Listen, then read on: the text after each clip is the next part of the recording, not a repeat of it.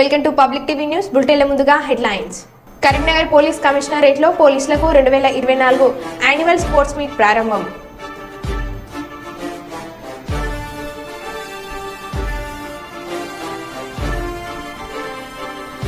ప్రభుత్వ గుర్తింపు లేని నారాయణ పాఠశాలను సీజ్ చేయాలి. పాఠశాల ముందు ఆందోళన.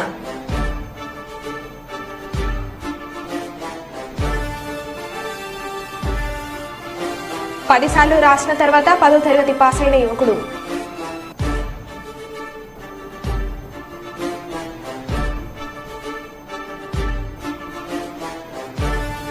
తెలంగాణ రాష్ట్ర అవతరణ దినోత్సవ వేడుకలకు చుక్కరామయ్యకు సీఎం ప్రత్యేక ఆహ్వానం.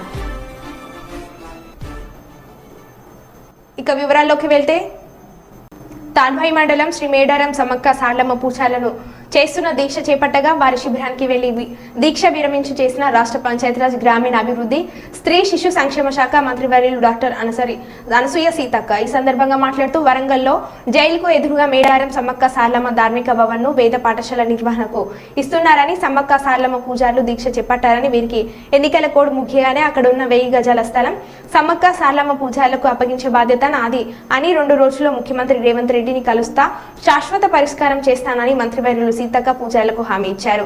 నాకు కూడా తెలియదు మీ ధర్నా అవుతుందంటే మళ్ళీ కమిషనర్ని అడిగిన నేను, మరి అధికారులను మా పూజారులందరినీ పిలిచి మాట్లాడి అసలు మీరు ఎందుకు ఆలోచన చేస్తున్నారు అనేది అడిగినప్పుడు నేను ఆల్రెడీ చెప్పిన మేడం మేము తీసుకోము, జస్ట్ ఎందుకంటే పాత బిల్డింగ్ కూలగొట్టి ఆ పిల్లలు చదువుకునే స్కూల్ కూలగొట్టినాం కాబట్టి తాత్కాలిక షెల్టర్ కోసమే ఇది వాడుతున్నారు అంతే తప్ప పర్మనెంట్ కాదు అనేది నాకు కూడా స్పష్టత ఆ రకమైనటువంటి మాట చెప్పడం జరిగింది. కాబట్టి పూజారులందరూ కూడా, ఎందుకంటే మరి ఏషియాలోనే అతిపెద్ద ఆదివాసీ జాతర మన సమ్మక్క సార్లమ్మ జాతర, వరంగల్లో మరి కార్యాలయం ఉండడం అనేది ఆనాటి నుంచి ఈనాటి వరకు కూడా ఒక రూపం వచ్చింది. ఇప్పుడు మనం ఇప్పుడున్నటువంటి ప్రజెంట్ సిచ్యువేషన్లో భూములు దొరకాలన్నా కొత్తగా మళ్ళీ అక్కడ మనం కట్టుకునేటువంటి పరిస్థితి ఉంటుంది. ఖచ్చితంగా కేంద్ర కార్యాలయంగా మరి మన కార్యాలయంతో పాటు మిగతా కార్యాలయాలు కూడా ఉన్నాయి కాబట్టి ఏ ఒక్క వ్యక్తి కోసమో లేదా స్కూల్ పిల్లల కోసమే అయితే అది స్కూల్ వేరే బయట కడితే వాళ్ళకు కూడా సఫిషియెంట్గా ఉంటుంది, వాళ్ళ పూజలు లేదా నేర్చుకోవడము లేదా ఇంకా రకరకాల ట్రైనింగ్స్ ఉంటాయి కాబట్టి వాళ్ళకు మరి అందులో ఆఫీస్ అనేది ఆఫీసునే చూస్తాం, మరి స్కూల్గానే ఉండేటట్టుగా ఖచ్చితంగా ఇది సీఎం గారి దృష్టికి కూడా తీసుకెళ్తాం. ఆయన కూడా ఒక నమ్మకం విశ్వాసంతో ఉన్నటువంటి వ్యక్తి సమ్మక్క సార్లమ్మ అంటే కూడా. కాబట్టి ఈరోజు మీరు చేస్తున్నటువంటి ధర్నాను ఈ రోజుతో ముగించి ఒక 5-6 రోజులు, ఎందుకంటే ఎలక్షన్ కోడ్ కూడా ఉంది కాబట్టి ఒక స్పష్టమైన జీవో రావాలన్నా హామీ ఇవ్వాలన్నా 5-6 తారీఖు ధర్నా, ఇంకా అట్లాంటిది ఏమీ లేదని వచ్చింది కాబట్టి ఒక స్పష్టతతోటి మరి ఈ 5-6 రోజులలో మీరు ఈ లోపు మన దగ్గర కూడా ఇంకేమే ఆధారాలు ఉంటే మాకు ఇవ్వండి. అది ఏదున్నా లేకునే కదా ఆఫీస్గా కొనసాగుతుంది కాబట్టి అది అట్లనే కొనసాగించాలనేదే మేము మన అందరి యొక్క ఉద్దేశం, లక్ష్యము. తప్పకుండా మరి ఇంత పెద్ద జాతరకు సంబంధించినటువంటి ఆఫీసు ఒక హెడ్ క్వార్టర్లో, ఎందుకంటే ఆనాడు జరిగినటువంటి యుద్ధ భూమి, మరి ఆనాడు ఉన్నటువంటి ప్రభుత్వ యంత్రాంగం, రాజులు, ప్రభువులు అక్కడి నుంచి ఇక్కడికే జరిగింది కాబట్టి అదొక గుర్తుగా ఉంటుంది. మనోళ్ళు కూడా పోయినప్పుడు ఉన్నప్పుడు అక్కడ మరి మంచి చెడుకు కూడా బస చేయడానికి కూడా అదొక భవనం చాలా ఉపయోగపడుతుంది కాబట్టి ఎట్టి పరిస్థితుల్లో అలాంటిది వదులుకోనివ్వము. సీఎం గారికి కూడా స్పష్టంగా వివరాలు చెప్పి తప్పకుండా ఆ స్కూల్ పిల్లలకు ఇంకా కావాలంటే బయట ఒక స్కూల్ ఏర్పాటు చేయించడానికి కూడా అట్లా కూడా హామీ ఇప్పించి వాళ్లకు మనకి ఇబ్బంది లేకుండా చేస్తానని ఈ సందర్భంగా తెలియజేస్తూ, ఎందుకంటే ఎండాకాలం మీరు అందరూ కూడా తిండి తిప్పలు లేకుండా మరి ఇక్కడ కూర్చున్నారు కాబట్టి దయచేసి ఈరోజు విరమించి భక్తులు కూడా వచ్చిపోయేటోళ్లకు ఆందోళన రాకుండా మన దగ్గరకు వస్తున్నారు కాబట్టి అందరూ సాఫీగా వెళ్ళేటట్టుగా చేస్తూ ఒక 4-5 రోజులు నాకు టైం ఇవ్వండి. నేను యాక్చువల్గా ఇవ్వాలనే. కాణిపాక దేవస్థానం నుండి హుండీ లెక్కింపులో ఆంధ్ర బ్యాంక్ అప్రైజర్ ప్రకాష్ 10 లక్షల విలువ గల 100 గ్రాముల బంగారు బిస్కెట్ చోరీ. హుండీ లెక్కింపు తీరును సీసీ కెమెరాల రూమ్ కంట్రోల్ నందు పర్యవేక్షకులు పరిశీలిస్తుండగా చోరీని గుర్తింపు. ప్రకాష్ చిత్తూరు నగరంలోని కంటమంచి నివాసం ఉంటూ ఆంధ్ర బ్యాంక్ లో అప్రైజర్ గా పనిచేస్తున్నాడు. బంగారు, వెండి నగల ఆభరణాలను అంచనా వేసేందుకు అప్రైజర్ గా హాజరైన ప్రకాష్ బ్యాగ్ లో ఉన్న బంగారు బిస్కెట్లను స్వాధీనపరుచుకున్న పోలీసులు నిందితులను అదుపులోకి తీసుకున్నారు. போட மாட்டேங்கிறாங்க. இதுக்கு மேலே ராக்கெட் பார்த்துக்கிறான். உள்ளே வெளியே நாங்களே வாங்க வெளியே அதுதான் ராக்கெட்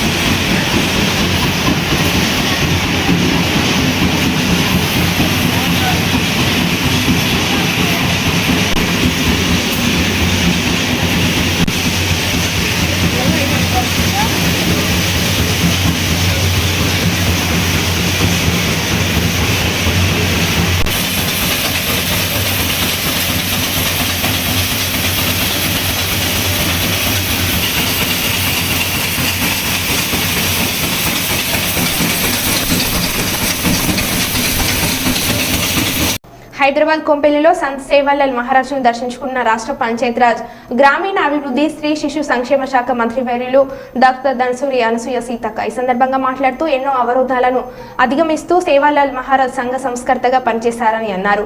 ఆయన పరమపదించి దాదాపు 2 సంవత్సరాలు దాటినా కూడా సేవాలాల్ మహారాజ్ను దైవంగా భావిస్తున్నారంటే ఆయన చేసిన బోధనలు అనుసరించిన మార్గం ఎంత గొప్పదో అర్థం చేసుకోవచ్చని పేర్కొన్నారు. అహింసా మార్గాన్ని అవలంబించాలని, అనర్థాలకు కారణమయ్యే మద్యపానానికి దూరంగా ఉండాలని, మహిళలను గౌరవించాలని సేవాలాల్ చేసిన బోధనలు ప్రతి ఒక్కరికి అనుసరణీయమని అన్నారు.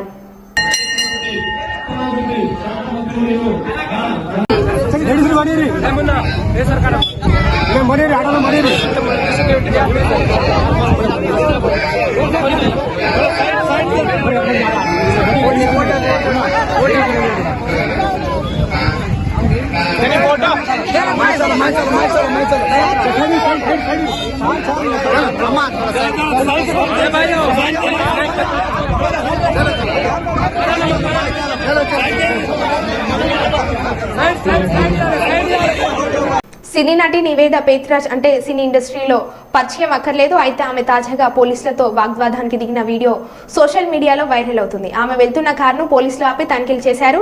డిక్కీ ఓపెన్ చేయాలని కోరగా ఆమె అందుకు నిరాకరించారు. అది పరువుకు సంబంధించిన మ్యాటర్ అని మీకు చెప్పిన అర్థం కాదని పోలీసులతో వాగ్వాదానికి దిగారు. పక్కనే ఒక వ్యక్తి ఇదంతా రికార్డ్ చేయగా అతనిపై ఫైర్ అయ్యారు.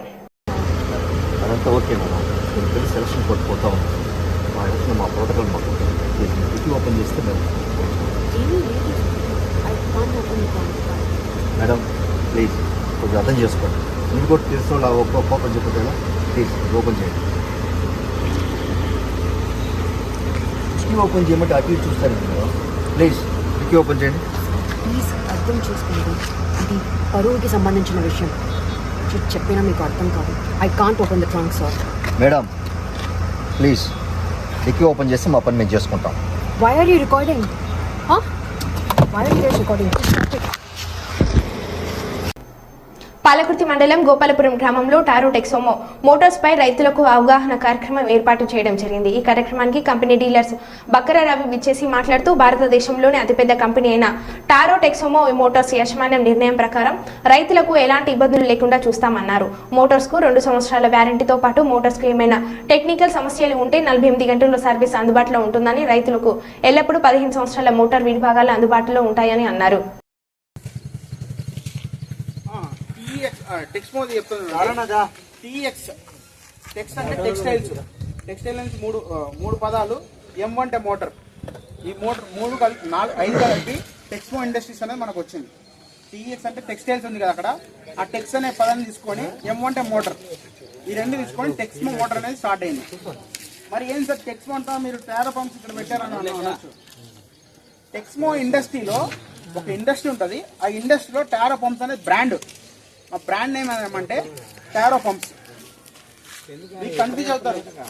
వీళ్ళకే ఇంకోటి ఉంది, వీళ్ళ బ్రదర్. ఇప్పుడు హీరో హోండా ఎలానో వీళ్ళ బ్రదర్ డివైడ్ అయినాక అది మీరు క్వశ్చన్ అడగలేదు, నేను చెప్తున్నా. ఎందుకంటే కన్ఫ్యూజ్ అవ్వకూడదు.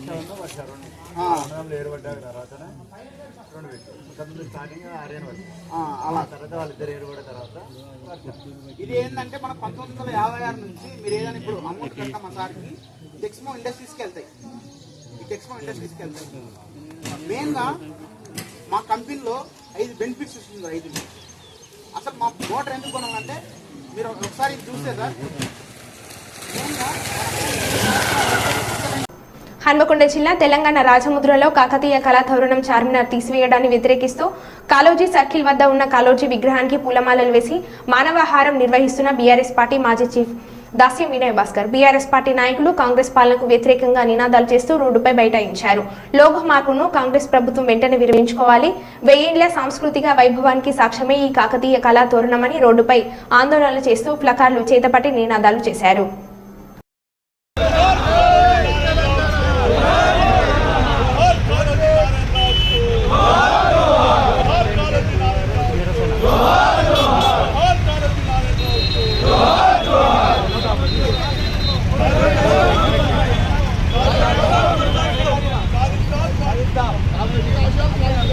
కాకినాడ పోలీస్ స్టేషన్ నే భారీగా మార్చేసిన ఎస్ఐ. యూనిఫామ్ లో మందు కొడుతూ సిగరెట్ కాలుస్తున్న ఎస్ఐ రవీంద్రకు మందు పోస్తున్న సహచర సిబ్బంది. భీమ్లా నాయక్ సినిమా తరహాలో సోషల్ మీడియాలో వైరల్ గా మారిన వీడియో. కాకినాడ రూరల్ తిమ్మాపురం ఎస్ఐగా విధులు నిర్వహిస్తున్న రవీంద్ర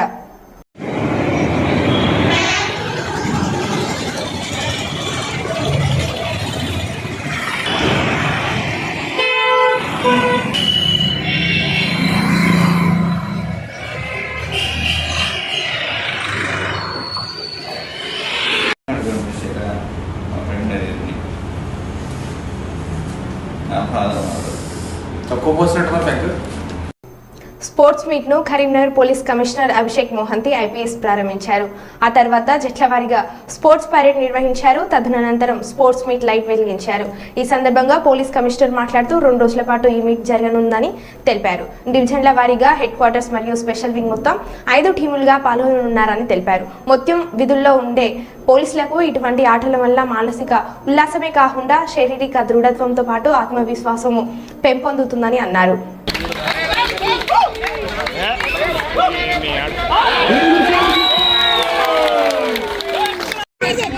अरे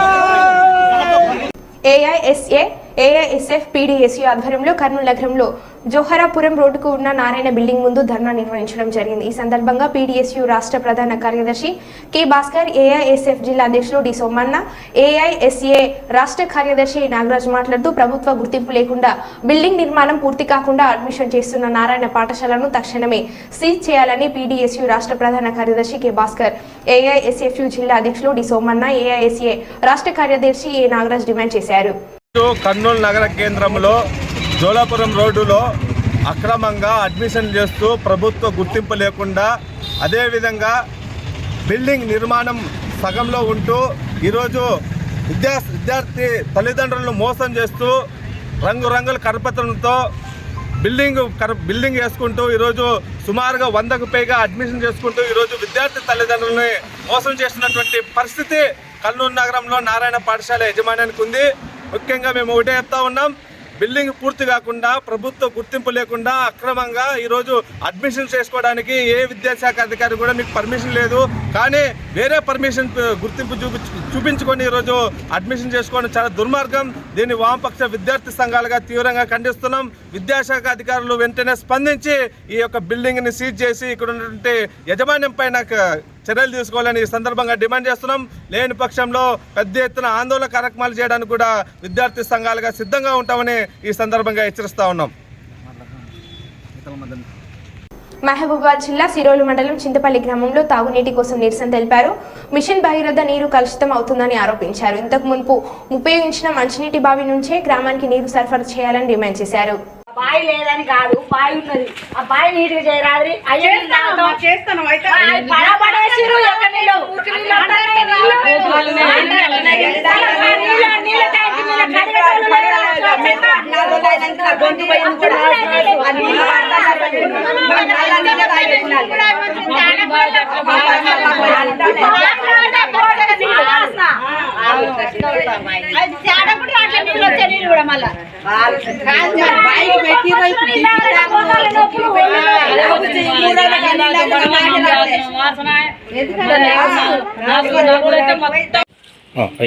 మాకు మంచినీళ్ళ బావి ఇంత ముందు ఉన్నది కావాలి. మాకు ఇబ్బంది అవుతుంది. ఆ మిషన్ బగర నీళ్ళు తాగాలంటే మురుకులు వస్తున్నాయి, అన్ని కోతులు బుర్రతున్నాయి, అలా ఘోరంగా వస్తున్నాయి. మాకు ఆ నీళ్ళు కావాలి. నల్లాల బావి బాగు చేయించి మాకు నీళ్ళు అందించాలి. మాకు సౌకర్యం ఉండాలి. అన్నమయ్య జిల్లా రైల్వే కోడూరులో 54వ సిఐటియు ఏర్పాటు దినోత్సవాన్ని సందర్భంగా సిఐటియు జిల్లా అధ్యక్షులు సిహెచ్ చంద్రశేఖర్ మాట్లాడారు.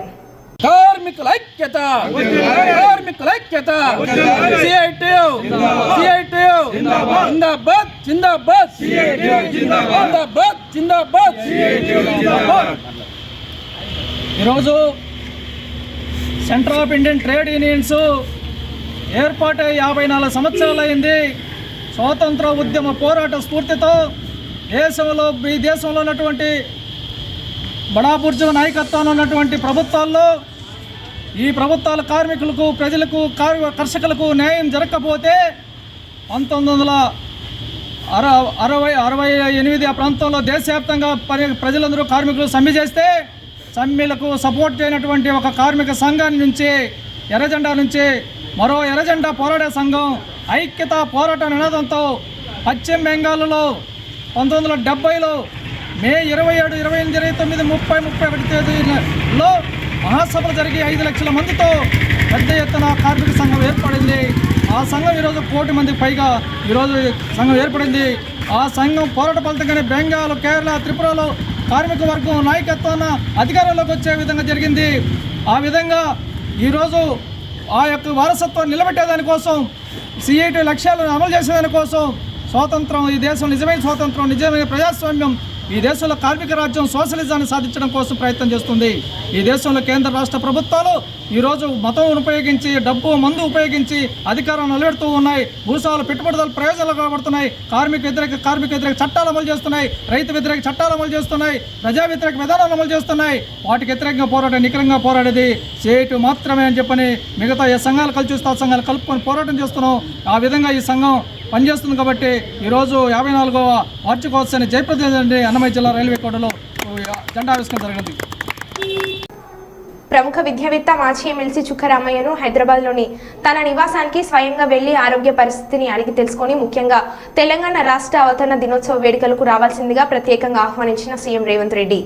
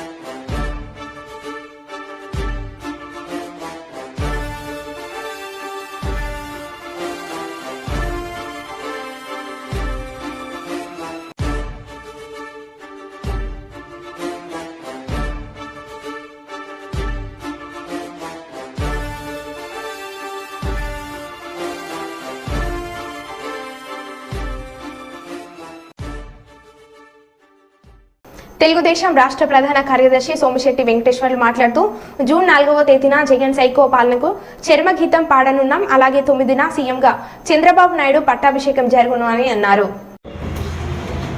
ఈ రాష్ట్ర ప్రజలందరికీ అడ్వాన్స్గా కృతజ్ఞత తెలియజేస్తున్నాము. ఎందుకంటే రాష్ట్ర ప్రజలందరూ కూడా పెద్ద ఎత్తున ఈ రాష్ట్ర భవిష్యత్తు బాగుండాలనే ఉద్దేశంతో చంద్రబాబు నాయుడు ఖచ్చితంగా ఈ రాష్ట్రానికి కాబోయే ముఖ్యమంత్రి. చంద్రబాబు నాయుడు తెలుగుదేశం పార్టీ సైకిల్ గుర్తు కూటమికి, తెలుగుదేశం, బీజేపీ, జనసేన కూటమికి పెద్ద ఎత్తున ఓట్లు పడ్డాయి.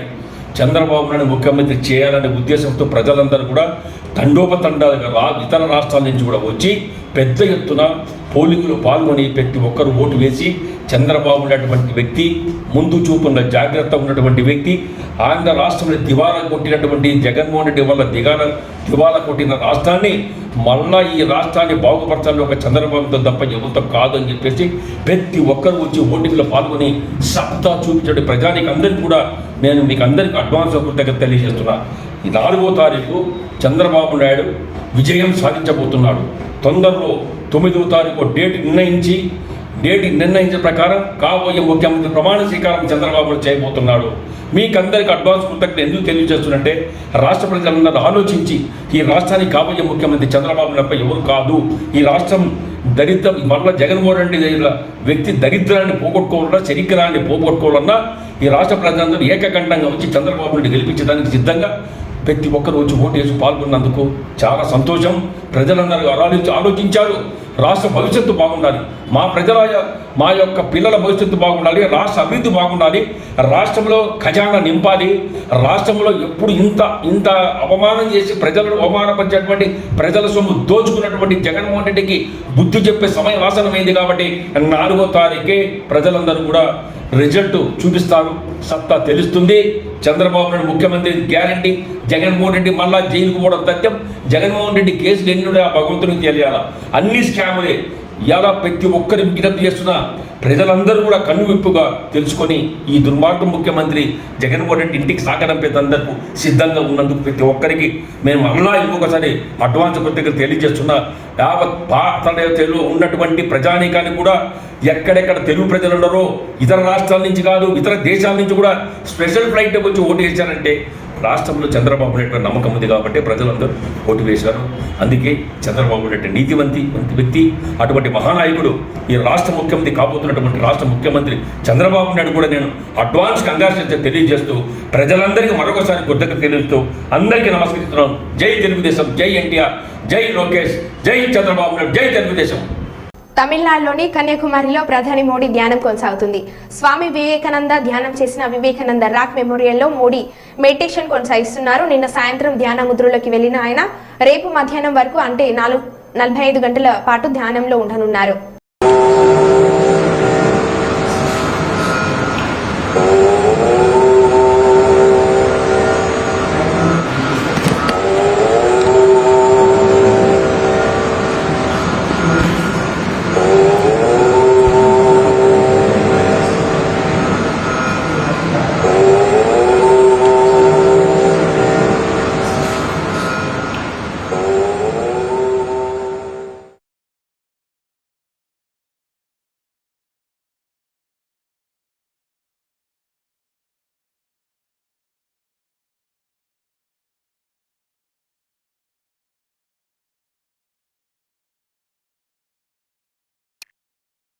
దివ్యాంగులు, సీనియర్ సిటిజన్ను నేరుగా వెంకటేశ్వర స్వామి ఉచిత దర్శనం కల్పించేందుకు టీడీపీ చర్యలు చేపట్టింది.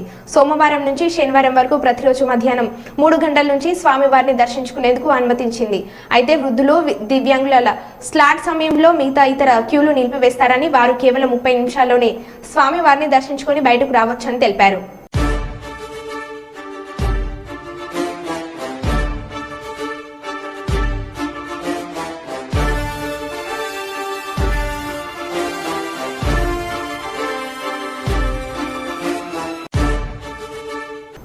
మరో బులెటిన్లో మళ్ళీ కలుద్దాం. Stay tune.